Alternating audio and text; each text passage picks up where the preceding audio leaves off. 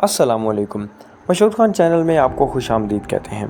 जैसा कि आप जानते हैं कि इस चैनल का मकसद आपको तारीख़ में आने वाले हर दिन की अहमियत के बारे में बताना है कि आज का दिन तारीख़ में किस अहमियत का हामिल है। तो आज हम बात करेंगे 1948 गवर्नर सिंध से इंक्वायरी कराची, इल्ज़ामात की बौछार।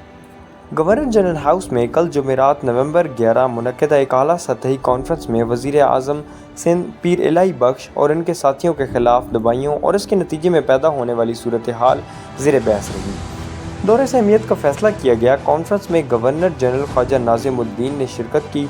वज़ीर आज़म जनाब लियाकत अली खान, गवर्नर सिंध मिस्टर दीन मोहम्मद और सेक्रेटरी जनरल मोहम्मद अली थे।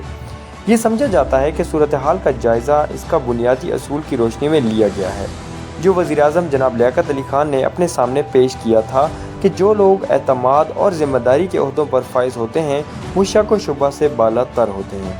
ये महसूस किया गया कि ये असूल गवर्नर सिंध ज़ाती तौर पर लगाए गए इल्ज़ामात की तहकीकात कराएंगे जो इल्ज़ामात दूसरे चैनल्स के ज़रिए गवर्नर तक पहुँचे हैं, इनको भी इंक्वायरी में शामिल किए जाने का इम्कान। Thanks for watching.